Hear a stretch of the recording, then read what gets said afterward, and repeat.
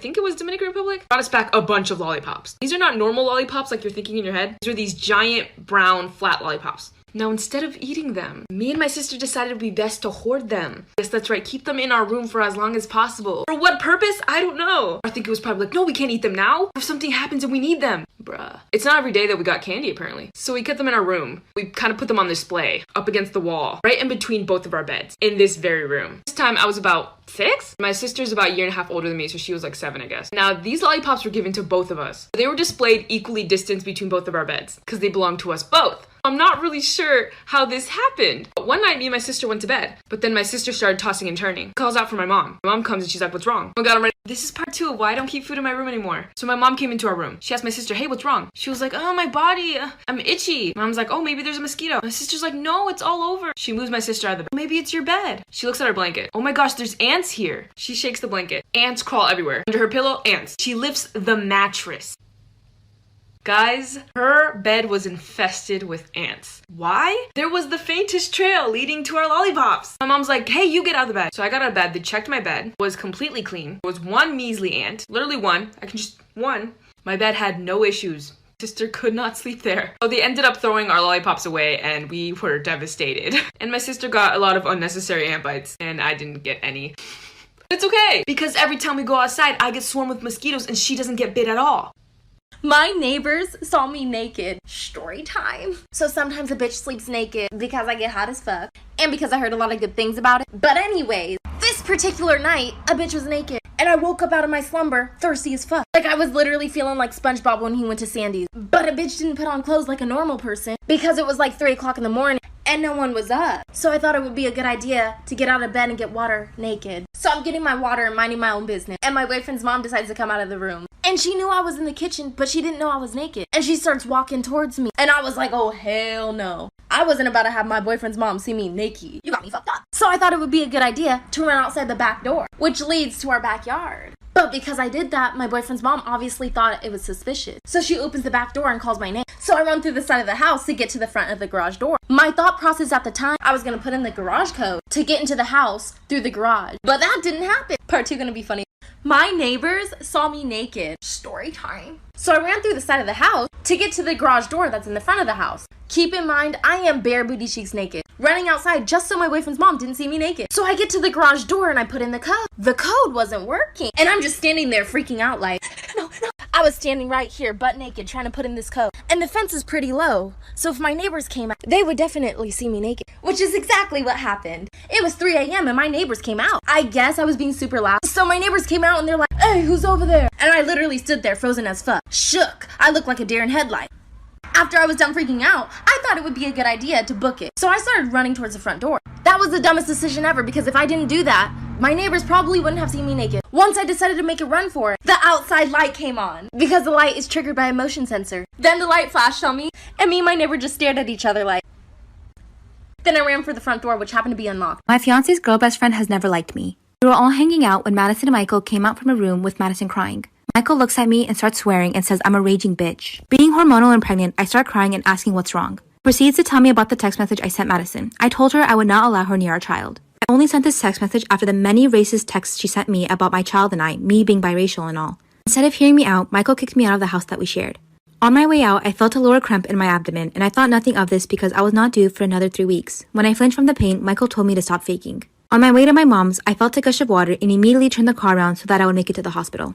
I tried calling Michael numerous times, but my call was quickly declined.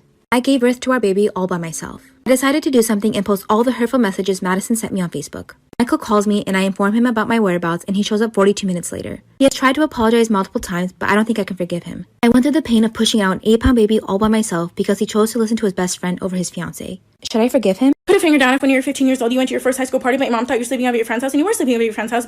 But she had just gotten her license a few weeks before and she wanted to take you and your other friend to this party. And when you got to the party, you'd never drank before in your entire life, so you didn't really want to start that night, but your friend starts drinking and you're like, oh my god, why are you drinking? You're the only one of us who has a license. You have to drive us home. How are you going to get home? And she's just like, oh, you have your permit, you can take us home. And you're just like, no, I've only driven 3 times in my entire life and never at night, and I've only had my permit for a month. I can't drive us home. But your friends are already drunk, so you have to take them home. So you're sitting there mentally preparing yourself to be able to drive your friends home, even though you don't actually know how to drive. And at the same time, you just got out of your first relationship ever, and your ex-boyfriend keeps texting you and calling you, being like, can we talk? And you're like, no, we can't talk. I'm dealing with something right now, but he thinks you're with another guy, but you're not with another guy. You're just dealing with something.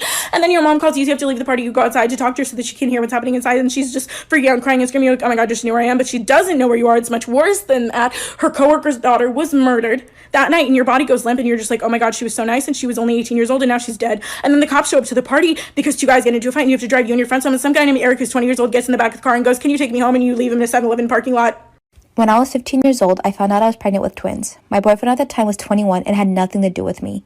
When he knew I wasn't going to give them up for adoption or abortion, he walked away. My mom was disappointed, but she helped me throughout my entire pregnancy and my delivery. A few weeks before my due date, my boyfriend texted me saying he broke up with his girl and that he wanted to get together and he was going to try to become the best dad he can. After the twins were born, it was blissful for a few moments until my mother started becoming toxic. She would take them places without my knowledge, and I would wake up to an empty house not knowing where my kids were. She started overriding my decisions, and when I confronted her, she told me she knew better because she was an adult, and I was in no position to contradict her. After years of this happening, I finally had enough, and I managed to get enough money to afford a hotel for a couple of nights while I decided what to do. I asked my aunt to watch my kids for a few days so I can go out and find a job. And when I returned to the motel, they were gone. All of them. When I returned back to the hotel, my twins and my aunt are missing. No phone call, no message, no nothing. Coincidentally, my mom calls and says that my best friend told her that my twins were missing, even though I told no one.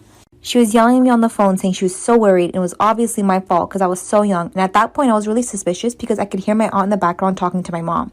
So at that point, I knew she took them to my mom's house. As soon as I hung up on the phone, I went to the police station to file a report. For a few days, the police went undercover to try to get evidence, and there was many pictures showing my mom taking my twins to their house. When we took her to court, she said that they ran away due to my abuse and she found them in the middle of the street, which was obviously a complete lie. My mom had paid my boyfriend to give her false information that I was hurting my kids. After a long and gruesome battle, I won the case, and my mom can't see them until they're 18. Even though my boyfriend at the time had a major part in it, he only has visitation limitations, which is once every 6 weeks.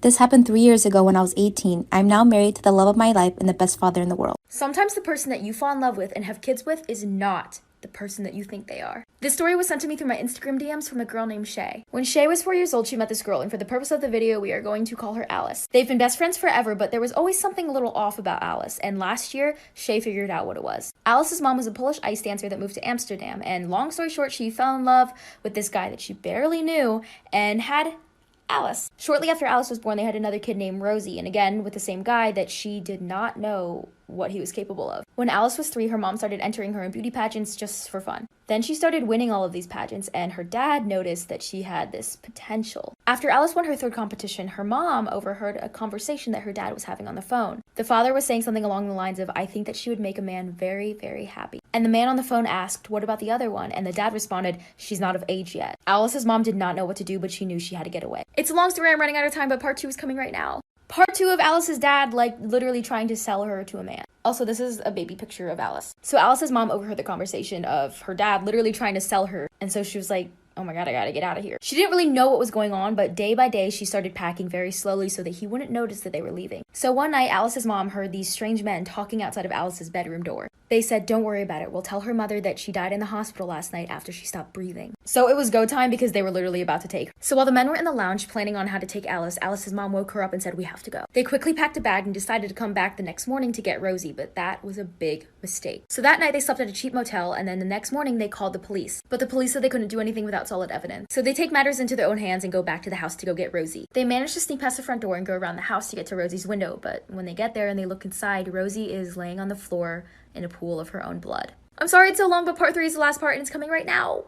Part 3 of Alice's dad trying to sell her to men when she was 4 years old. So sadly, Alice and her mom did not come back in time because Rosie was dead. Rosie was lying there in her bedroom in a pool of her own blood, and then they started freaking out and they had to leave because somebody was coming. So they rushed back to the motel and called the police, and they say, you have to go back to our house and check it because there's evidence there. But when they arrived, her body was gone. Rosie was not there anymore, and neither was any furniture in the house. Everything was gone, there was no trace of anything, and this left the police very angry because it seemed as if they wasted their time. Then the police went to the motel to tell Alice and her mom what happened, and then they see Alice's dad sitting in his car outside of the motel. The police saw him, and in a blink of an eye, he was gone. The next day, Alice and her mom moved to South Africa, which is where they live now. But 2 days before he attempted to sell Alice, he got a passport. 2 years went by, and they did not see him at all, and Alice was homeschooled for protection. But then one day, Shay, Alice, and Alice's mom went to the park, and they were playing in the park until Alice's mom started freaking out and saying, get up, we have to go right now. And it turns out Alice's dad was sitting there on a bench in the park right across from them, staring at them. But that's the last they saw of him, so.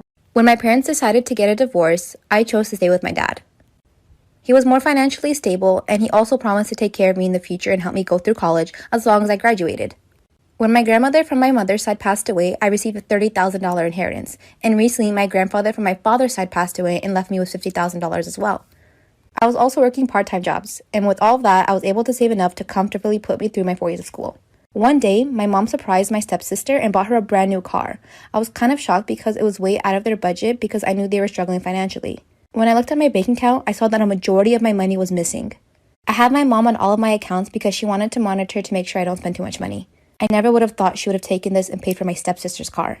Her reasoning was that my stepsister had a brighter future and had a bigger possibility of going to an Ivy League school and providing for us in the future. While I, a student who gets mostly B's and C's, would just take over the family business, so I didn't really need it, and I could always work in the future.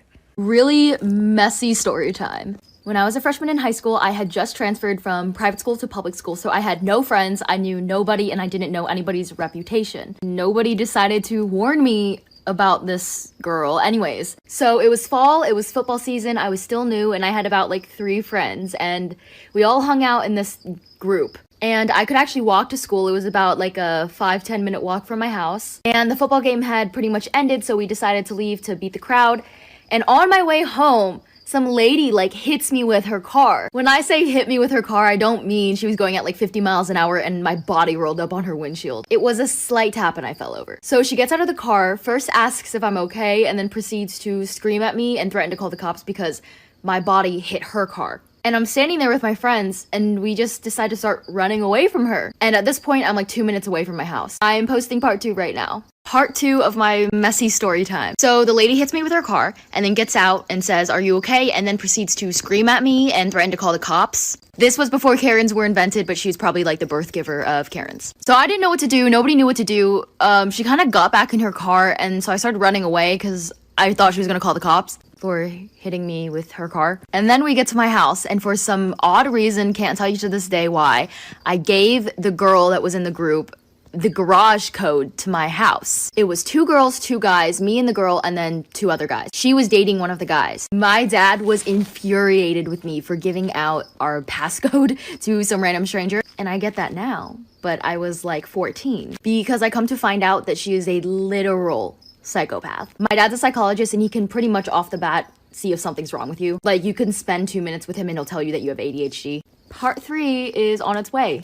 Part 3 of my really messy story from freshman year. So my dad's mad at me because I gave out our garage passcode, which I understand now, especially because, again, I come to find out that she's literally a psychopath. If you've been following me for a while, you might know I did kind of a partial story on her. She literally hit on my dad in front of me, and there's a 44-year age difference between them.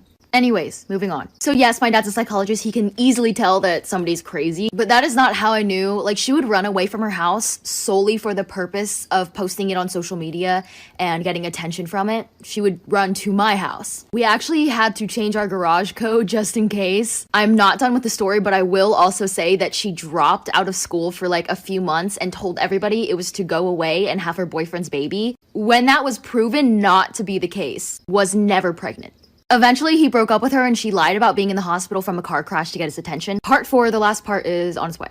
This is why you never get out of your car for a stranger. Back in the 80s, there was this teenager who was speeding home because he didn't want to get yelled at for missing curfew, and the only way to get home was to take this back road that was completely made of dirt. It was in the country. It had no lighting other than his crappy dim headlights. So he's hauling ass down this dirt road, and suddenly he sees this man standing in the middle of the dirt road. So he slams on his brakes, starts sliding on the dirt, and it ends up hitting this guy. So the teenager gets out of the car, he checks the guy, he has a pulse, but he's unconscious. So he picks him up and puts him in his back seat. So he drives 35 minutes to the nearest hospital, and this was before cell phones, so he calls his parents once he gets to the hospital and says what happened, and the parents come and sit and wait with him to find out if he killed the guy or not. So the doctor comes out and says to the teenager, "He's okay, but we're actually kind of glad that you hit him." He's so confused and he asks why. It turns out a lot of people had been going to the hospital because this man would stand in the middle of dirt roads, wait for them to stop, beat them up, rob them, and run away. He even killed somebody and just left them there for somebody else to pick up and take to the hospital. The police were looking for this man for days, and this teenager just had him in his back. School, I had a friend who lived in this old, small apartment building. And on the first floor was this this old guy named Dave who had apparently lived in the building forever, and no one really knew what Dave's deal was. The only time people saw him is when he walked outside to walk his tiny dog, but other than that, he never left his apartment. He had a nephew who delivered him groceries once a week. My friend just assumed that Dave was too old or had some sort of sickness that prevented him from leaving the house. One day my friend was coming home from school and Dave's nephew was leaving the apartment building, and my friend is really sweet, so she was like, "Hey, I know Dave sometimes has troubles getting out of the house, so if you ever need me to go over there and bring him something, let me know. I'm always happy to help." And the nephew looked really shocked and terrified. He was like, "No, you should never go over to Dave's ever." And then he got really awkward and he was like, "Okay, gotta go, bye." And then a few weeks later, my friend was coming home from a Halloween party late at night. And when she got inside her apartment building, Dave's door on the first floor was wide open and it was pitch black inside his apartment. But then she heard something behind her.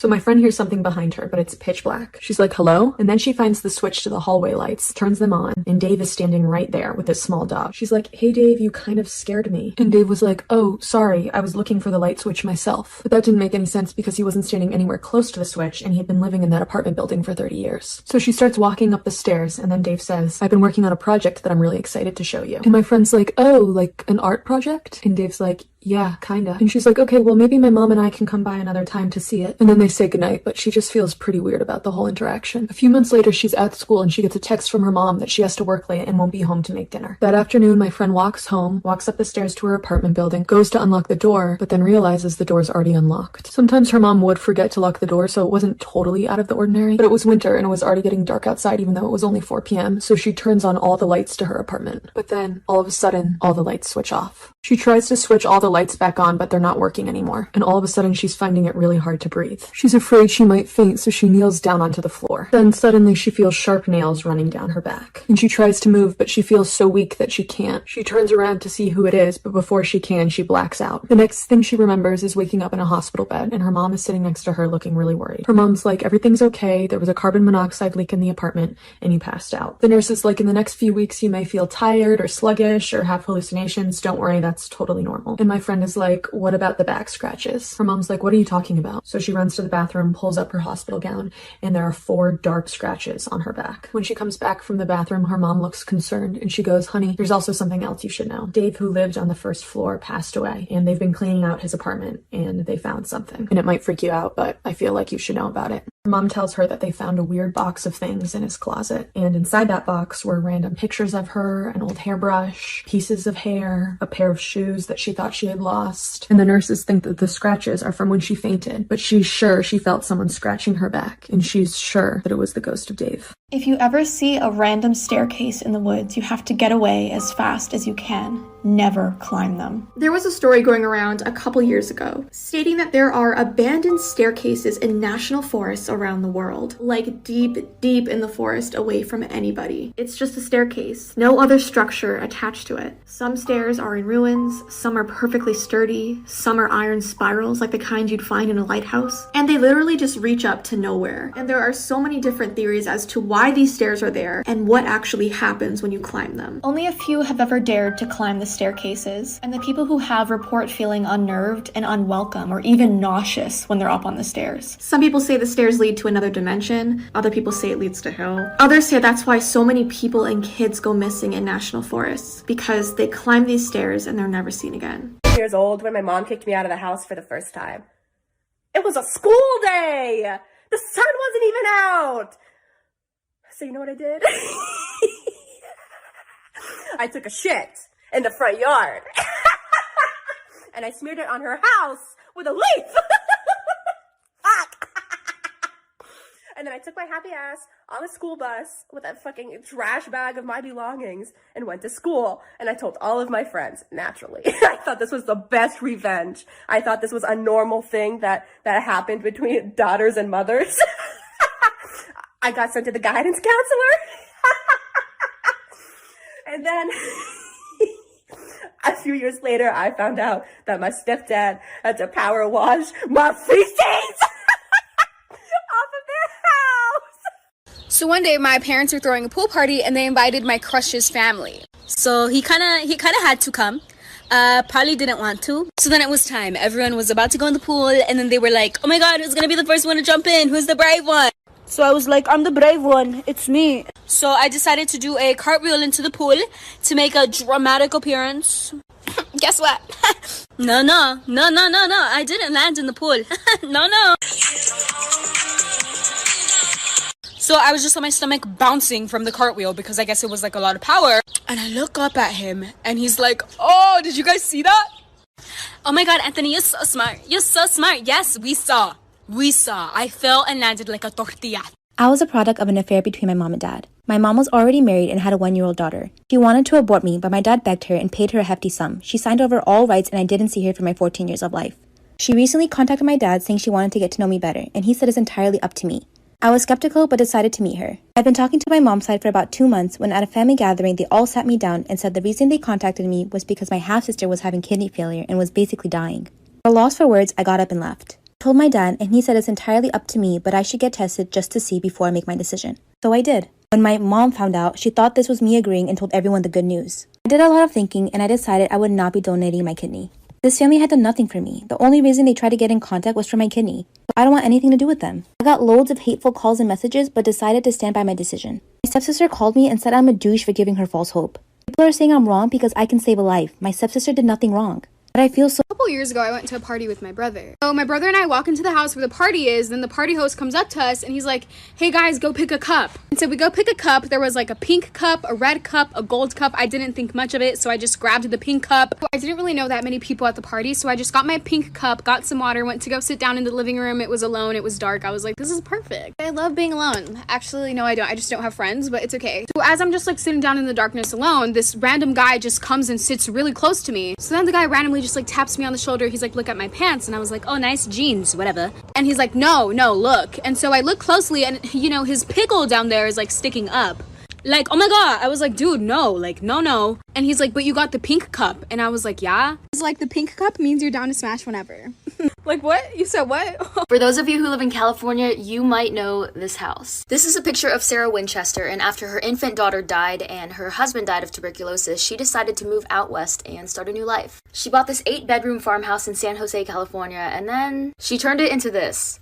Why, you ask? Well, her late husband owned this gun company, and she went to a psychic, and the psychic told her that the people that bought these guns from them, the people that they killed, were going to come and haunt her. So she turned this into this with all of the money she had, which nowadays would be about $76 million, to confuse the ghosts that were haunting her. She had carpenters and construction workers working around the clock nonstop to build staircases that led to nowhere. Very confusing architecture. Again, with the stairs. Windows on the floors, along with doors that led to nowhere, 6 kitchens, 13 bathrooms, 10,000 windows, and 47 stairways and fireplaces. All to confuse the ghosts that live there. And you can go visit it. When I was in 4th grade, I started becoming friends with this girl, Maddie. She was the coolest girl in the grade. Everyone loved her. She wasn't a mean, popular girl, though. She was really nice. One day, Maddie invited me over for a sleepover, and I, of course, said yes. So I'm at Maddie's house. We're having a great time. But one thing I didn't tell Maddie is that I'm slightly lactose intolerant. And her dad made 3 cheese macaroni that night for dinner. But I was too nervous to say anything, so I ate the entire bowl. And then we started watching a movie, and I'm really not feeling good. So I go to the bathroom, and I take a huge shit. But for some reason, the toilet isn't flushing. It's not clogged, but you just can't flush. So I panic. I look through her bathroom cabinets, and I find Ziploc bags. I reach into the toilet and I take my shit out and I put it in a Ziploc bag and then I throw it out the window. A few weeks later in school, Maddie tells me that her mom is worried they have a peeping Tom coming to their house trying to scare them. Her mom called the police and asked them to keep an eye on her street. And when I asked Maddie why her mom thought that, she said, well, it's pretty gross, but he pooped in a Ziploc bag and threw it at our rose bushes. Maddie said my mom's really upset because the rose bushes are where my mom put my grandma's ashes. I was like, oh yeah, that's super scary. Hopefully they find the guy who did that. And hopefully Maddie never sees this TikTok.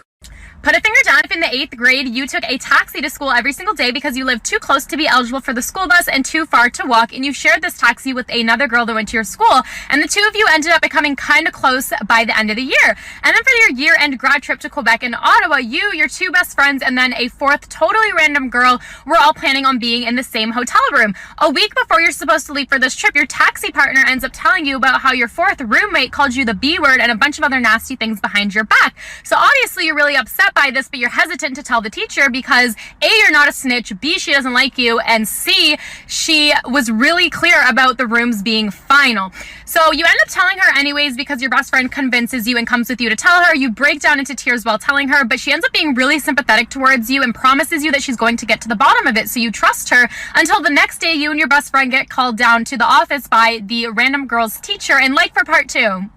So then you and your best friend go down to the office where the teacher is waiting for you, and then she takes you up to her classroom and already has 2 chairs ready for you guys. So the 2 of you sit down and the teacher sits down across from you. Then the teacher asks you to tell her your side of the story. So you and your best friend tell her exactly what you told the other teacher, which is that this 4th random roommate was calling you all of these nasty names, and you know this because your taxi partner told you so.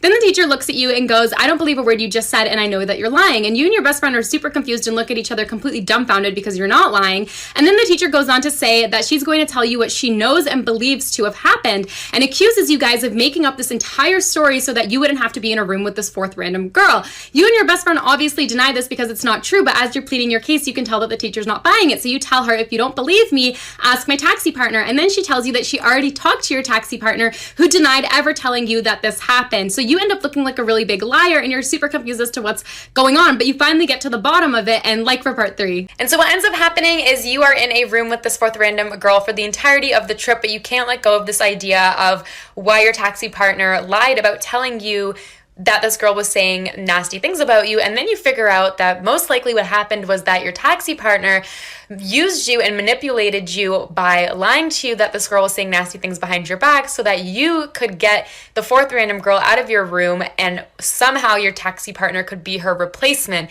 even though to you this makes a little sense and is a very poorly thought out plan, but seems to be the truth.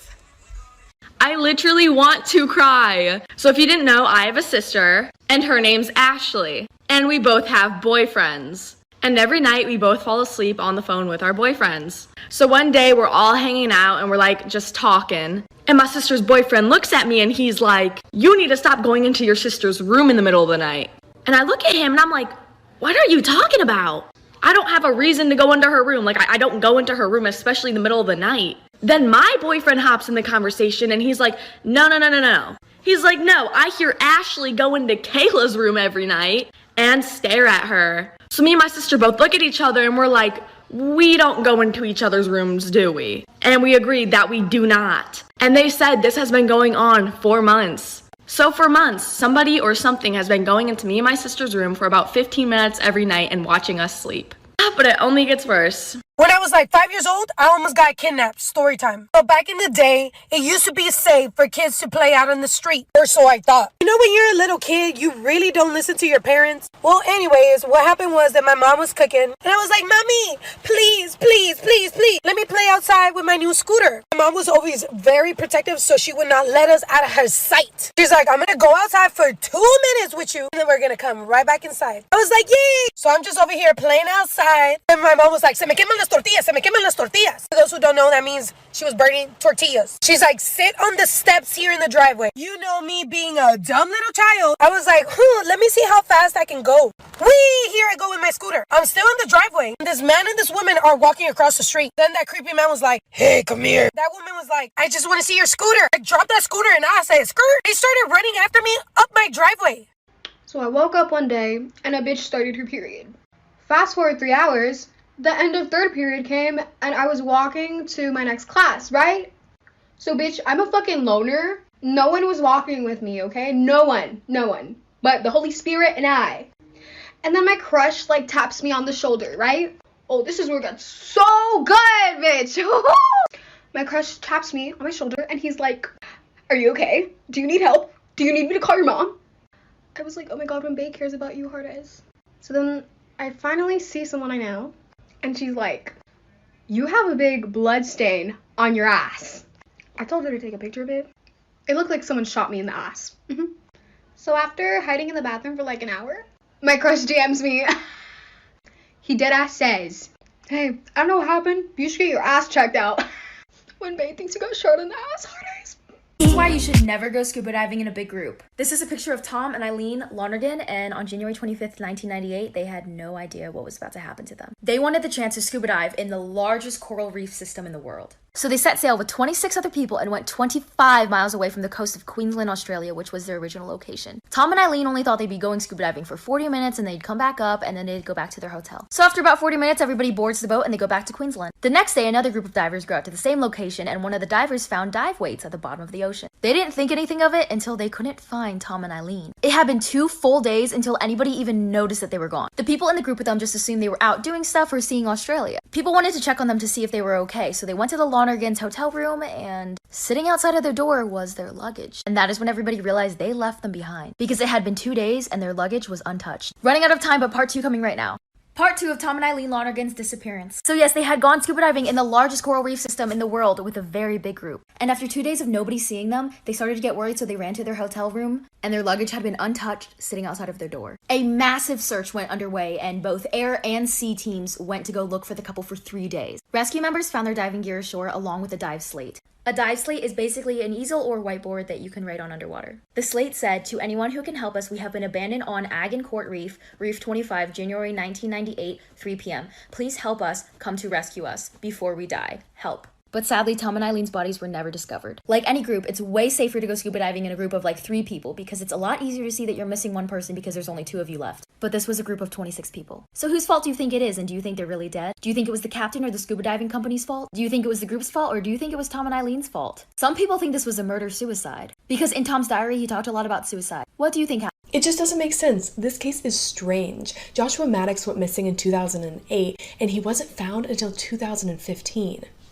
When an unused cabin a quarter-mile away from his home was being demolished, his body was found inside the chimney with his knees above his head, and the police ruled it an accidental death, and they said he climbed in from the top and got stuck. But that doesn't explain how he got in the chimney, because there was a metal grate on top of it blocking the entrance, and he couldn't have gone in through the fireplace because there was a heavy breakfast bar that had been ripped out of the wall and pushed in front of it. Or why he was only wearing a shirt. All his other clothes were folded up inside the cabin. So he would have had to have been inside the cabin, taken off his clothes, gone outside, climbed up on the roof, and then tried to enter the cabin again through the chimney? This is the story of the disappearance of Margaret Ellen Fox, and yes, the phone call at the end of the story is real. This is a picture of Margaret, and she had just graduated the 8th grade, and she decided that she wanted to get some babysitting gigs. This all takes place in the summer of 1974, and Margaret lived in Burlington, New Jersey. Margaret put out her phone number looking for these babysitting gigs, and on June 19th, this guy by the name of John Marshall called her asking for her to babysit his 5-year-old son. The job was in Mount Holly, New Jersey, and Margaret's parents were kind of weird about it because she was only in 8th grade and she'd be traveling to a different city. But she gave them John Marshall's phone number, so they were okay with it. John had some babysitting stuff set up for her on a weekend, but he postponed it 3 times. Eventually, he called her again and said this time it was for real and he would pick her up in a red Volkswagen. Margaret told her parents that she would call right when she got there, but no call. A few hours went by and still no call. And she was supposed to be home at 2:30, but then she didn't show up. And then hours went by and she still didn't show up. Part 2 coming now.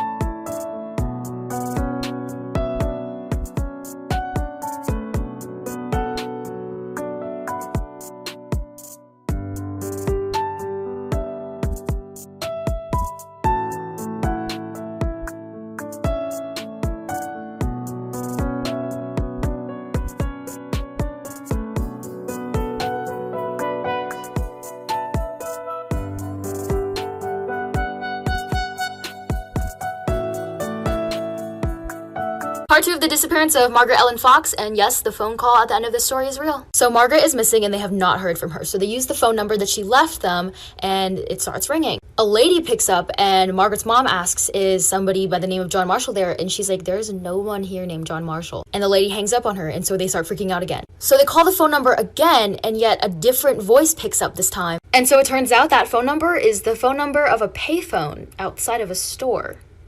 It was all so suspicious, but then they found out that the manager of that store, his name was John Marshall. One of the cops actually knew this John Marshall, and he said, it's not him, trust me, he couldn't have done it. And so they quickly just ruled him out. Once the media got wind of what was going on and spread the news, a lot of other people said that they also got the same call from a guy named John Marshall for fake babysitting gigs. This goes to show that this was no accident, no coincidence, and Margaret was targeted. Last part, part 3, coming right now, and yes, it has the phone call in it. Part 3, the last part of the disappearance of Margaret Ellen Fox, and yes, the phone call at the end of this video is real. So Margaret was still missing. It was clearly not a coincidence. She was targeted by this guy going by the name of John Marshall. Margaret's parents have no idea where she is. They are worried sick, and the only way that they had to contact her was the number of that random payphone. Which I don't think is such a coincidence, but you can decide that in the comments. But one night, Margaret's parents are just sitting around the house and they get this phone call. It is from a man who is supposedly connected with the whole Margaret thing and demanding $10,000 to save her life. Here's the phone call.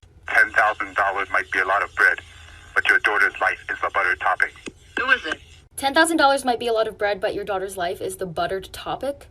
Who talks like that? Also, this is what scientists think that she would look like now, but we don't know. Now Margaret would be 60 years old and... So I used to work at Jamba Juice and whatever. One day I was at the register and a girl comes up with two guys. And you could tell that this girl is just trying to like impress these two guys that she's with, so whatever. She comes up to the register and she's like, "Can I get a mango go-go?" And I'm like, "Yeah, no problem, what size?" And she's too busy flirting with cagao numero uno and cagao numero dos. So I'm like, "What size? What size? What size? What size?" She looks up at me and goes, "A medium." Like, bitch, I can't read your mind. So whatever. She's waiting for her drink and it's finally done, so I hand it to her. And I don't know if she thought she was being cute, but she grabs the drink and goes, "This is watery. Make it again." And this is where she done fucked up. She grabbed the drink and threw it out. That shit spilled all over my apron. So there I is, standing there, smoothie juice all over my titties and apron. And I look at this girl and I'm like, "I'ma kill you." Wrong choice. I said, "Oh, you wanna throw shit at me, bitch? You crust dusty looking ass hoe. You don't know who Emily with an E is, bitch. Fucking crazy." And immediately I grabbed the blender. I threw that shit. I was like, What in the actual fuckly duckly? I was just thinking today about the last date that I went on. This guy, we went on a few dates. He picked me up from my house, but he was like, "I have to go back to my house because I forgot my wallet." Fine, whatever. When we get to his, he's like, "Do you want to come in and see my puppy?" Which I'm like, "Does a bear shit in the woods? Yes, I want to see your fucking cute puppy." I enter the house, and as he's closing the door behind me, he says, "I hope you're ready to get murdered." Stark humor, I get that. I thought it was cute, but then it dawned on me. Shit. This is the exact scenario that has kept my mother awake for the past 31 years. And I'm doing it! I'm entering essentially a stranger's home, on the premises of puppies! He could murder me, I don't know, we're fantasizing Ted Bundy now. My mother warned me about this, teachers warned me about this, the policeman who came to my elementary school warned me about this, the little stay alert, stay safe bunnies on the commercials in the 90s warned me about this. And what does my dumbass do? And then I realized, I get in strangers' cars who I summon from the internet all the time. We call them Ubers!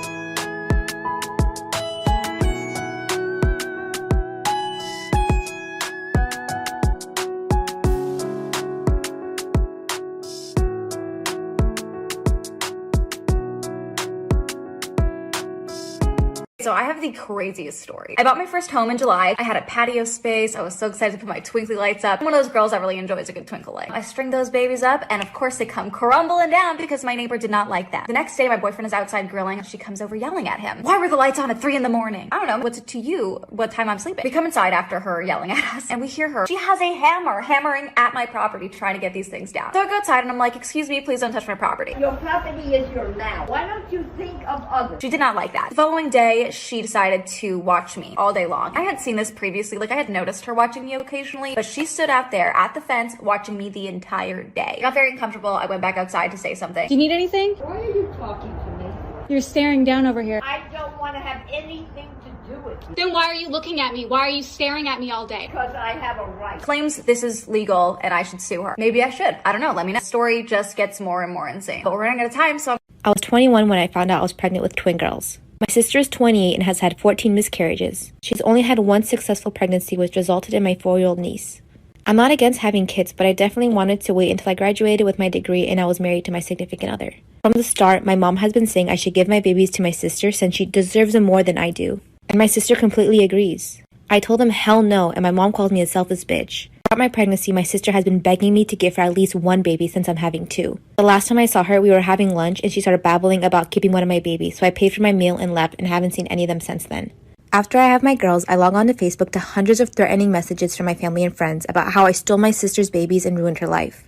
She posted a picture of her nursery that she had for my babies. There's so many posts about how generous I am for going through the pregnancy and giving my sister the babies.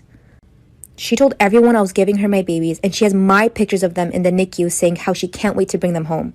This is why you should never use a red crayon. This is about a creepypasta called The Crayons. A married couple who had just returned from their honeymoon decided to buy a house. And one day the husband was walking down the hall when he spotted a red crayon lying on the floor. Now the couple didn't have any children, so they wondered where this crayon had come from. The next day the husband came home from work to find another red crayon lying in the same spot. He was very puzzled and decided to ask his wife about it. She told him that every day since they first moved into the house, she had been finding red crayons when she was cleaning, and they were always lying in the same spot at the end of the hallway. So he tapped on the wall at the end of the hallway and heard a hollow sound. Curious, he began peeling off the wallpaper, and behind the wallpaper he found a pair of sliding doors. They were nailed shut, so he had to open them one by one, and then he opened the doors to reveal a small hidden room. Looking inside, they saw that the walls of the little space were covered in words scribbled in red crayon. Over and over were the words, "Mommy, I'm sorry, let me out. Mommy, I'm sorry." Put a finger down if your friend was getting married and you didn't know anyone at the wedding. So she says that you can sit with her friend Tyler after you get to know him. So you start to text Tyler every day for about 3 to 4 months. Get pretty close. But then he doesn't show. That's okay. You guys are still friends. You're still going to talk to him. A few more months pass, and he ends up getting a girlfriend named Lexi, who he eventually knocks up. At this point, Lexi goes crazy, starts making his life a living hell, and he develops depression issues. After talking to Tyler about his depression, you say that he needs to leave Lexi for his general health and well-being, but he decides that the best course of action is to commit suicide. So for years, you harbor all this guilt, not knowing what to do or say to save your friend, and knowing that he's gone forever. About 10 years later, you find out that nobody in the story was ever real, and that you were catfished by your friend who got married.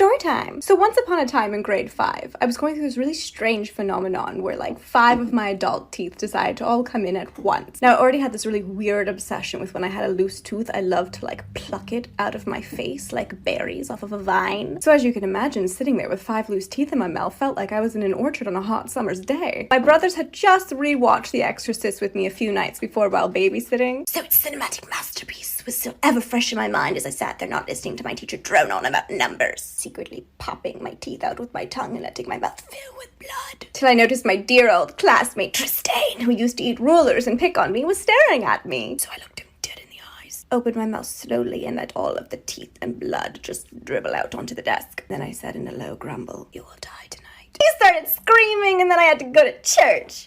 A heartfelt story of how in 11th grade I became the school slut. I just moved across country and started a new school. I had exactly one friend. We'll call her Shady, because she was a shady fucking bitch. She started dating a senior boy and didn't want to hang out with me, which is fine. But she got all these new cool friends and they didn't like me because I was new and a girl, and I guess that's enough reason. Well, Shady started telling everybody that I fucked a bunch of people, and I was like, what the heck? How? Who?